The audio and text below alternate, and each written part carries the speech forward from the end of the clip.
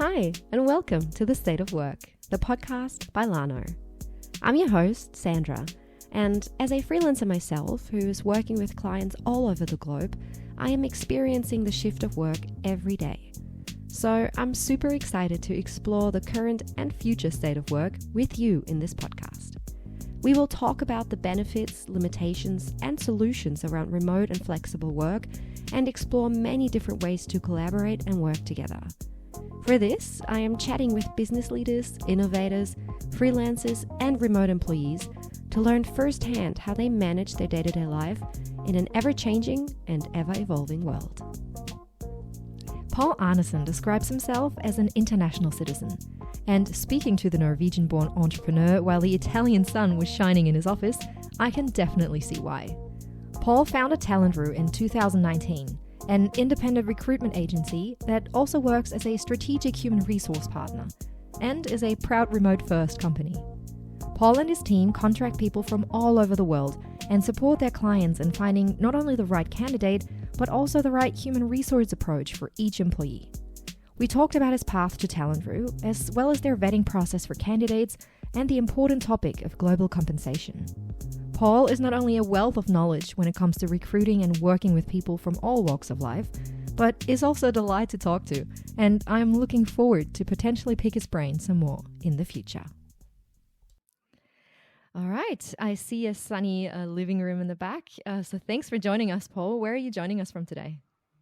Well, thank you for having me. I'm joining you from Italy. I'm in Milan, so northern part of Italy. It's sunny, a little bit chilly. It's a late spring here now, so we're still waiting for the warm Italian weather to come in. But yeah, it's a beautiful day outside anyways, but yeah, a little bit chilly. Yeah. And Paul, I understand that you are the founder of Talentroo. I've introduced you before to our listeners, and I wanted to get a little bit into what was your motivation behind starting your business, and what exactly is it that you do? Yeah, so the business started, it's a little bit of for me now it's become an interesting story because I was living in Portugal for a few years, and I met a lot of young entrepreneurs, startups, and everything. It's like sort of Lisbon has become in the recent years like a hub for a lot of nomads and everybody coming in there. It's a beautiful place. Highly recommend going there. So when I was working with a lot, or not working with, I was sort of mingling with a lot of these young entrepreneurs. As I said, they always had this issue with recruitment. As if you're in a startup, one of the things you want to sort of save money on is basically everything, but recruitment is one of them. They ever really seen that as an issue because there's so many different ways of finding people that is sort of a little bit overwhelming. I was actually working in another type of industry back then, so I was sort of like an entrepreneur in many fields, and I did a lot of marketing as an agency. I was working a little bit with data protection, but I also had my background in HR and recruitment. Mm-hmm. So I decided after talking to a good friend of mine to say, well, I can probably help you with recruitment.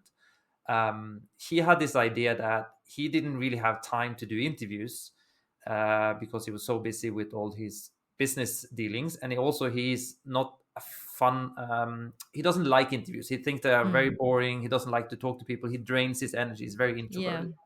So he said, if you can just do the interview, record the interview, and send it to me, I'll be happy. Yeah. And I said, okay, that sounds like a business idea. So yeah. I decided to basically develop Talentroo at the beginning to be a portal for companies to, in essence, have a subscription of pre-recorded interviews. So I would do interviews of talents around the world. I will put them on the platform, and they could sort of come to me, and instead of them having the interview, I'll just send them the interview, or they can send candidates to me. I will interview them, and I will send them the recordings. Mm-hmm. So that's sort of how everything started. It was a good idea, at least in my head, for a while, and it sort of developed into me just getting more and more of attention from other companies and people that I knew that wanted to have like more traditional recruitment. They sort of knew me from before, and then just said, okay, you do recruitment agency now. Okay, that's can we work together? And I sort of put that idea way, I said, okay, this recorded interview thing could probably work, but not for what I see the what the world is wanting. This is not Yeah. something that I can sort of develop and sell by myself. I was sort of bootstrapping everything. So I just basically turned the company in the direction of becoming an agency instead, like a traditional recruitment agency. But my Mm-hmm. focus was only on sort of remote work Yeah. and finding global talents. So when I was sort of thinking about this is also a story from many years ago. When I came into HR, the reason I started to have an interest in HR was also to see that. So whenever like my girlfriend came to Italy through an agency, one of the big, recruitment agency, and she Mm-hmm. started work for a company, and I just understood how those agencies really worked, Yeah. and also with my understanding of HR, I saw there was a gap in the market for an agency that could actually tap into a global marketplace of Yeah. talents. And I wanted to be that company. I wanted to be that company that could say, a company can come to me and say, okay, we want to have a marketing manager, Mm-hmm. but we don't need them necessarily to work in our location. We want them to work remotely. Yeah. If that same company had come to one of the big agencies, they would then have to basically deal with uh, they would have to actually say, well, you need to tell us a location because of there's a lot of limitations there. They don't know, for example, about services like Lano Yeah. and stuff like that, where you can have employer record contracts. So I was just say, okay, let me do that. I have my resources, I have my network, and I can find those people for you. Yeah. And that's basically that's sort of where Talentroo is today, where we are like now a global recruitment agency. We do not only do remote work, we also do like relocation to location Yeah. specific places. We also do traditional recruitment. We also, like for example, at the moment we are working with I'm in Italy and I work with a client in Italy as a more traditional recruitment, but we have no Yeah. limits basically. So Yeah. that's sort of the long story there where Talentroo started and where it is at the moment. Yeah. Do you still record interviews? I don't. I don't. I we have that as a service, Mm-hmm. but it's not necessarily something we do. But we do. If a client says that we can do, like, if we can ask them, do you want us to record the interview and send it to you as Yeah. sort of a service? One of the things I see with recorded interviews, which is actually a benefit, is that if a company is hiring and there's more than one decision maker, if they have a pool of say 3 or 4 candidates and they're all recorded interviews, they can sit and watch those interviews together as a team, Yeah. and they can sort of decide. So in many ways, the recorded interview is something that we can present, and I have Yeah. the setup for it, so I know how to sort of easily Yeah. just start a recording. Yeah. I do a little bit of editing and stuff like that. But yeah, in essence, it's not part of the main core service. But yeah, I can Yeah. do it on request. I just thought that that concept was quite fascinating and yeah, pretty cool to have a kind of like a vetting process of finding a candidate, which obviously talent agents are anyways. They're kind of the intermediate person who is vetting people depending on their skills and their knowledge, but also maybe in terms of how they're performing in interview settings. So I thought that was really interesting, and I haven't heard about that before. Yeah. So do I understand it correctly that you're working with both companies who are looking for new talent as well as potential candidates who are looking to find a position?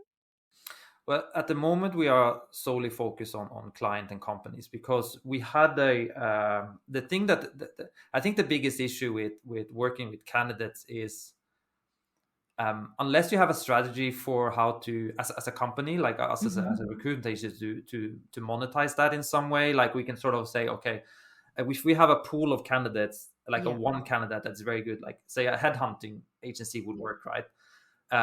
We want to place them as soon as possible. Yeah. So in essence, we and because I think that the remote work has opened the opportunity for so many people to say, I Yeah. want to be part of your talent pool, Yeah.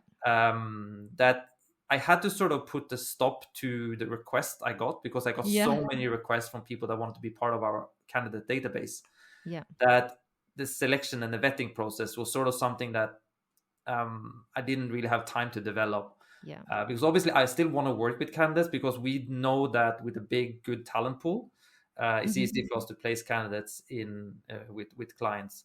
Yeah.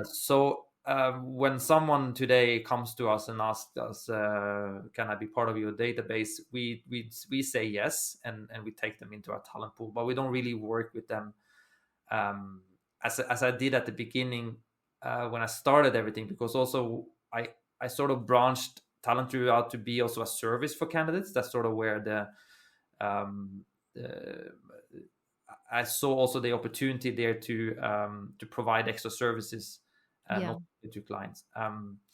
Yeah. Yeah, it's in there in the back of my head to sort of develop something for that in the future. But at the Yeah. moment, we have so many clients coming as well, so it's sort of like Yeah. just time permitting. Yeah. So what type of clients are we talking about? Do you have a certain type of industry that you work with a lot, or a certain size of company, or can anyone just reach out to you and get your services? Well, in essence, we say yes to everything. We are like I'm a generalist. Yeah. Obviously, I come from many backgrounds, but I have marketing experience and human resources and management and everything like that. But the typical clients we see now more and more are um, like we do a lot of business process outsourcing companies, like Hmm. customer service representatives, tech assistants. Yeah. We also get content moderators, like companies that basically need like low level, not low level, but like closer to entry level Yeah. candidates, and sort of that's sort of the majority of the business, because a lot of these companies, they need talents from everywhere because they need different languages spoken. Yeah. So we can sort of be a good match for clients that need to find specific language skills in specific regions of the world, because they're hard to find unless you work with an agency that is sort of in that country. Yeah. So when we can sort of cover the globe basically in that sense. But we also work with some healthcare providers. Like we do work with companies that are looking for specialists, like Hmm. to either relocate to their location, like telehealth and medical Yeah. ambulances and stuff like that, because they are, in essence, if they have a base somewhere around the world, they are like sort of the traditional one that always had like global workers. Anyways, they had like people like a specialist doctor, medical professional can be from anywhere. They sort of Yeah. have to then relocate to a base, either full-time or part-time. So we do a little bit of that. Yeah, and then traditional software developers, designers, marketers, and companies like that as well, that are looking for that, especially startups. Yeah. We have tried to put our like the prices that we put is not like, we want to differentiate ourselves from the big sort of established agencies by having Hmm. like a different kind of cost structure for clients. Yeah. So if you are a startup, we are very flexible to sort of Yeah. say, okay, we know that you're in this sort of phase now, and we also want to work with them. Yeah. Also because they are more open to remote work recruitment Yeah. than traditional companies. So yeah. Yeah. And I know we've probably all like are sick of talking about it, but we kind of have to bring it up. So the last 2 years have seen a lot of challenges, especially in the way companies work and in the way companies hire employees and where and when employees work. Have you seen, or what are the biggest changes maybe that you've seen in your work over the last 2 years? I think in my way of working, I came into this as saying I'm gonna do remote work no matter what, right? So I Yeah. didn't really see it from another perspective Yeah. before that. I see companies changing a little bit, Yeah. especially outsourcing companies. This is sort of the biggest change I've seen now, is that where they used to have hubs in specific locations to Mm-hmm. bring in customer support representatives speaking different languages. They are now open to say, okay, we have tested this now out of necessity over the last 2 years to have our customer service representative team working from home. Yeah. I'm not saying that the quality of their service was better or worse during that period, because maybe they were skeptical that a someone sitting at home in their living room or in their Mm-hmm. bedroom helping you solve an issue on your phone Yeah. would be less motivated to do that than someone working from an office. Yeah. But from what I've seen now and I hear from clients is that they actually they didn't see a loss in quality Yeah. specifically for that. So now they are saying to us, at least those companies, the big companies are now coming and say, okay, why do we need to pay the cost of having those hubs, the Yeah. relocation cost, um, the cost of living, usually what they pay. We can actually pay a decent salary for people in their Mm-hmm. location. We provide them with the tools they need, and they can work from home and do the same job as they did from those hubs. Yeah. So when those big companies, and then we are talking the sort of the global top 100 companies that are doing this now, Yeah. they need a lot of customer support.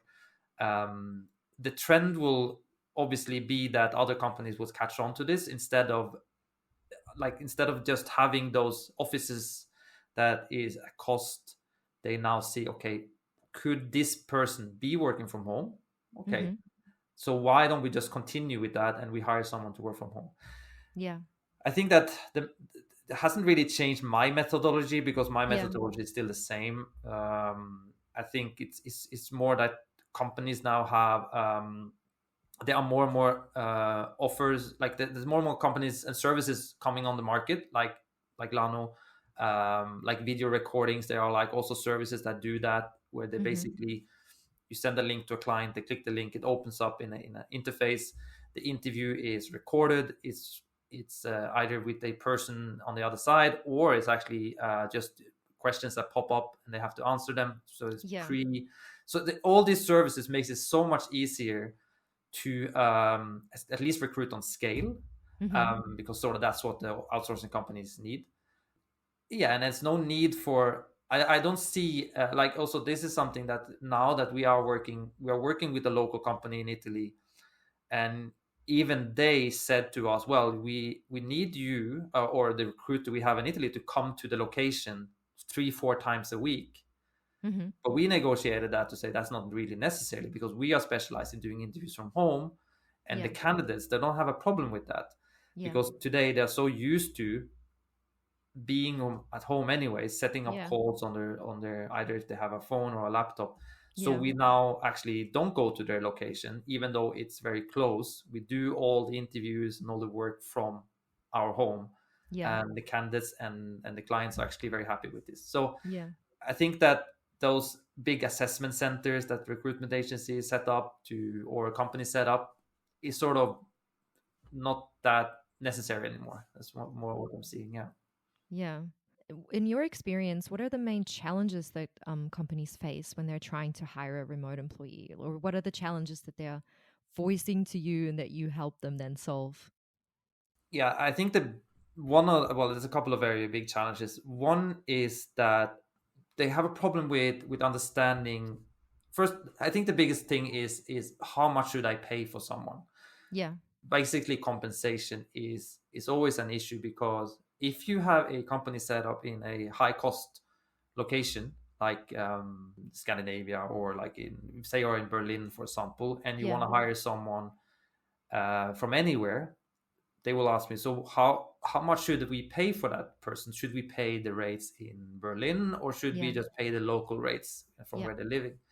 This is always an issue they have. So it's sort of like the understanding of that use finding people to work remotely is not a way for you to save money necessarily on salary.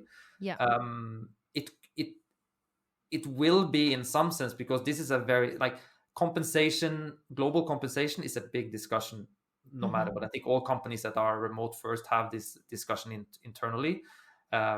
Like, should we pay the rates we pay everyone the same, if someone is living in a poor part of the world, that would Yeah. be the same as someone who would live in a rich part of the world, what would that do to the job market in that country if that sort of becomes the norm, that all those people in that market for work are Yeah. looking to work remotely because they make more money? The local, basically, purchasing power of talents will disappear in some sense. They will be very limited.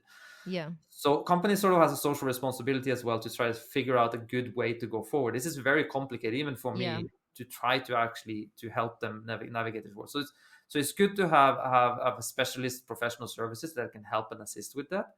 Yeah. Um, so that's one of the big things. That is just general compensation. Mm-hmm. Another thing is actually also thinking about location. Uh, I've seen this quite a lot. Is that someone might come to us and say, "Well, what we need is people speaking a world language, like French, for example. French is a Yeah. big language." And I will say, "Okay, so French is spoken in France, obviously, Canada, northern part of Africa, a lot of French speakers. So where do you want them to be from?" Yeah. It's sort of, that's always something that they really might not have considered. They just want Yeah. someone to speak French.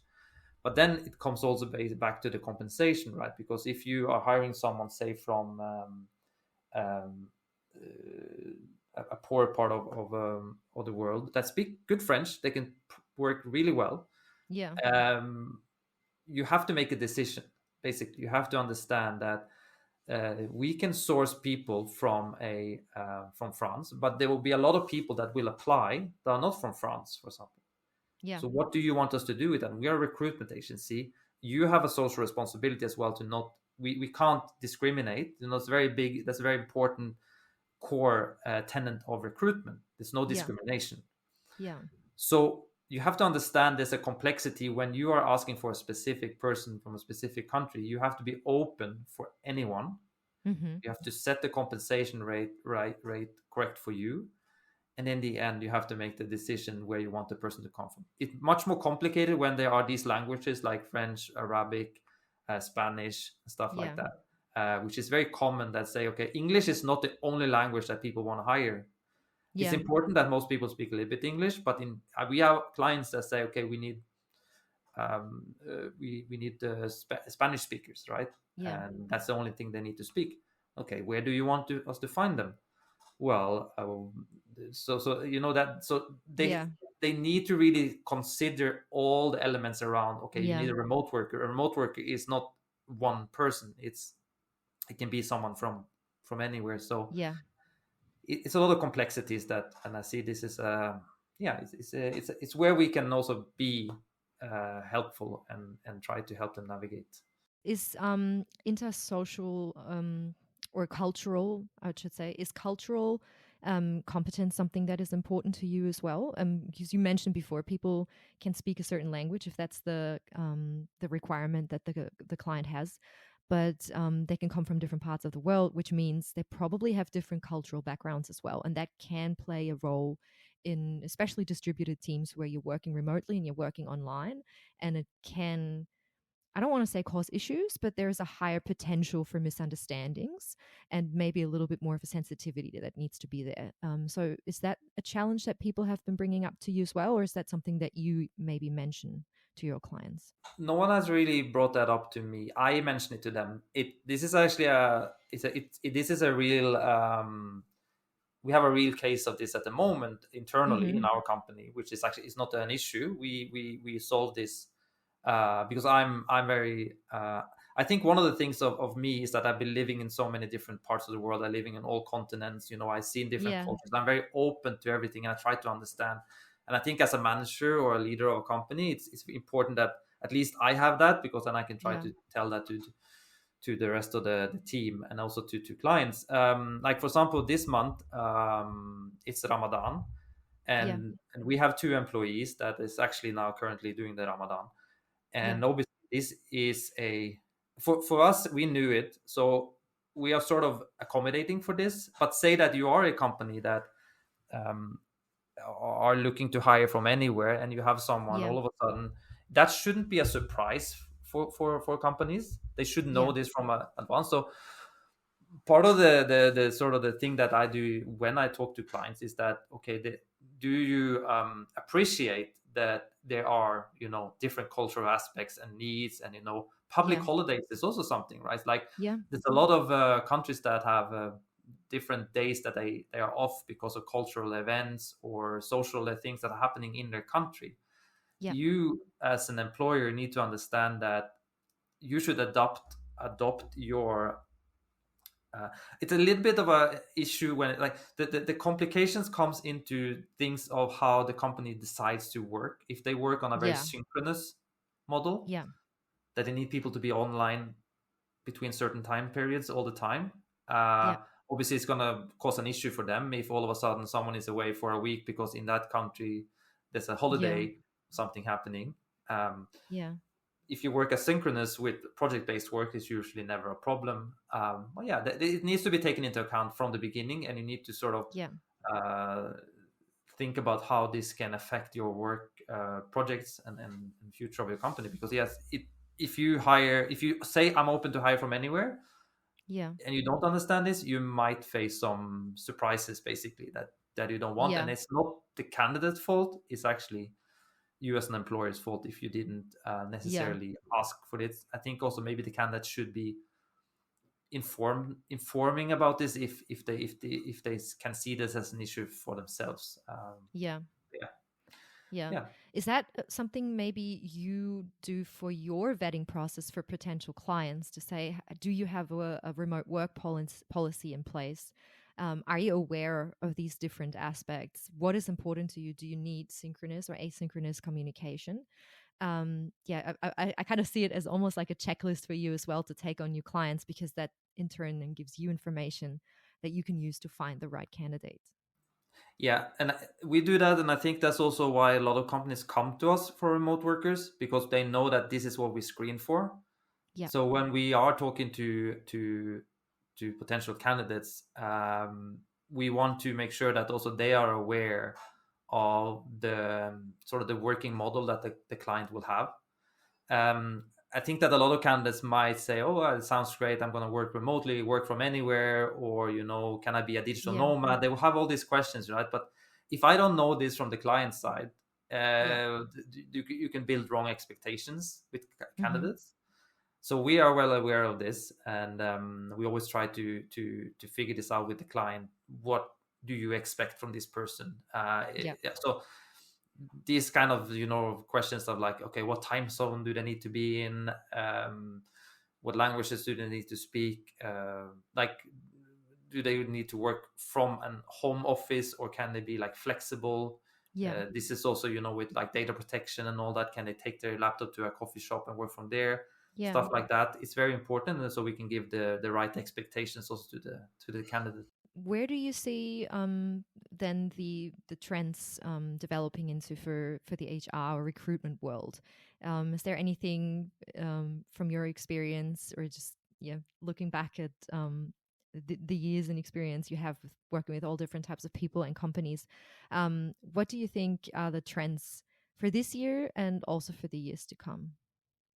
Well, definitely this year the trend is back to office or not back to office. So Yeah. so it's like, obviously this is depend that just because we had the last 2 years very special.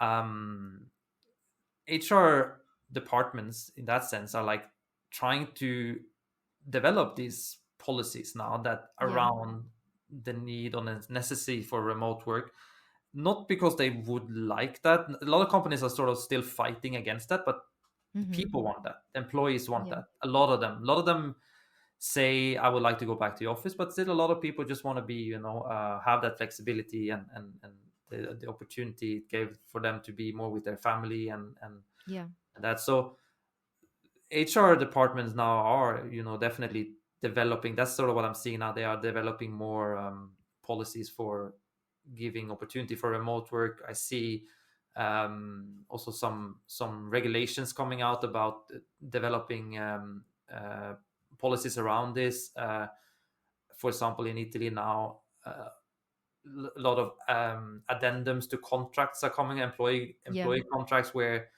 you can't. It became sort of like a thing that someone could just say, I'm going to work from home tomorrow because I don't feel well, and then the Mm-hmm. employer basically couldn't say anything because it was still a, like pandemic. Yeah. And now they have to sort of put that into a policy now that you can only work from home when it's sort of, you know, ordered from the company or something. So there Yeah. are definitely trends that are going towards making it more regulated to have Mm-hmm. remote work, but also in some sense, companies are more flexible now to make it easier if they want to, because they see they saw that even though a lot of people were working from home, it wasn't really, didn't really impact their business. Mm-hmm. So that's one thing I'm definitely seeing. I think that for the future, maybe it's more of a hope, but I see that there's definitely a need for um, more information about how Yeah. to manage and deal with remote work. I see. I foresee that some companies now will be a full suite package of, you need remote work that has like, okay, compensation rate for every country, payroll services, recruitment services, inside of one package. Mm-hmm. Because a company or a client today still has to go to different sort of um, uh, services basically to Yeah. find the remote work. Like, it's not that easy for a company today that say, okay, I want to hire someone remotely. Where do I start? They need Yeah. information about this and that, and that. It's on a local basis, on a regulatory basis inside of a country. It's Mm-hmm. still very complicated for them to find any information. So Yeah. I see that also, the future will bring more options and information uh, to help companies hire remotely. Yeah. Something that I thought was very interesting that came up in a few other talks I've had recently is the thought of maybe in the future, this year, next year, finding a bit more of a balance between working from home, remote work, and also having these catch ups in person. So for the last 2 years, obviously everyone's, or a lot of companies and employees have been forced into a remote setup or work from home setup. And people kind of thought, oh, that's all that remote work is. We're confined to our own little rooms. We can't catch up with people. We like the freedom and flexibility it gives us, but we are missing the social aspect of seeing people in person and catching up. And I think now with borders opening and it's slowly getting back to normal, we can travel again. Um, I thought the thought process was interesting to see. We'll have these in-person catch-ups again, even Yeah, if we have a remote work setup. So I really thought that's an interesting thought that's going yeah, to play a bigger role in the future. yeah. And there's actually an interesting thing that is happening now that I also see. So just one thing that, for example, we're doing in my company, because we are remote first, is that uh, we are going to plan 1 or 2 meetups a year with the entire team. Yeah. So, for example, at the moment, I don't have an office other than where I'm sitting now, which is at my home. Mm-hmm. But we are actually considering getting an office, just a small one. Mm-hmm. And it's sort of like a way for us to have a headquarters to come to. It's probably not going to be somewhere where we work from that often.